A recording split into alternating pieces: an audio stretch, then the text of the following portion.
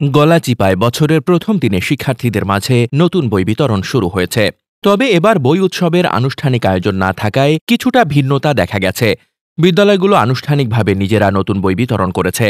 পহেলা জানুয়ারি সকালে গলাচিপা সরকারি মডেল মাধ্যমিক বিদ্যালয় এবং সরকারি মডেল প্রাথমিক বিদ্যালয়ে গিয়ে দেখা যায় প্রাথমিক স্তরের শিক্ষার্থীরা নতুন বই নিতে বিদ্যালয় প্রাঙ্গণে ভিড় জমিয়েছে। অভিভাবকরাও সঙ্গে এসেছেন। নতুন বই হাতে পেয়ে ক্ষুদে শিক্ষার্থীদের আনন্দ উচ্ছ্বাস ছিল চোখে পড়ার মতো। কেউ বই খুলে পড়ায় মগ্ন, কেউ বা নতুন বইয়ের গন্ধ নিতে ব্যস্ত।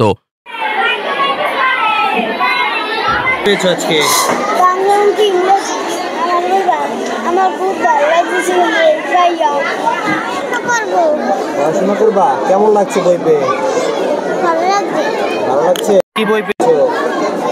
বাংলা, ইংরেজি, অঙ্ক শ্রেণীতে উঠেছি। নতুন বছর আমি নতুন বই পেয়েছি। আমি বাসায় গিয়ে এই বইটি খুব যত্নে রাখবো এবং আমি বইটি খুব ভালোভাবে পড়ব। সরকারি মডেল প্রাথমিক বিদ্যালয়ের প্রধান শিক্ষক জানান, বছরের প্রথম দিনে প্রথম, দ্বিতীয় ও তৃতীয় শ্রেণীর বই বিতরণ করা সম্ভব হয়েছে। তবে চতুর্থ ও পঞ্চম শ্রেণীর বই এখনও এসে পৌঁছায়নি।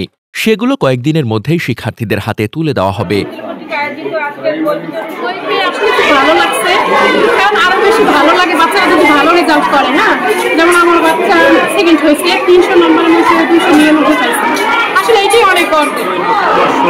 আজকে 1 তারিখ, বছরের 3 দিন আজকে বই পাইছে, এটা আনন্দের বিষয়। এটা খুব ভালো। তাদের নতুন বছরে নতুন শিক্ষার্থীদের বই পাওয়ার আমি অভিভাবকের খুবই ভালো লাগছে আমার।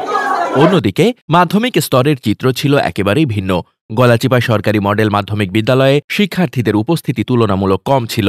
নতুন বই না পাওয়ায় শিক্ষার্থীদের মাঝে কোনো উচ্ছ্বাস দেখা যায়নি। এমনকি অনেক শিক্ষার্থী বিদ্যালয়ে আসার আগ্রহও দেখায়নি। বিদ্যালয়ের একজন শিক্ষক বলেন, মাধ্যমিক স্তরের বই এখনও এসে পৌঁছায়নি, তাই বিতরণ শুরু করা যায়নি। বই পৌঁছা মাত্র শিক্ষার্থীদের হাতে তুলে দেওয়া হবে। এদিকে যেসব শিক্ষার্থী এখনও বই পায়নি তারা দ্রুত নতুন বই হাতে পাবে বলে সংশ্লিষ্ট কর্তৃপক্ষ আশ্বাস দিয়েছেন। শিক্ষা কর্মকর্তারা জানান, বই আসা মাত্রই তা বিতরণ কার্যক্রম সম্পন্ন করা হবে।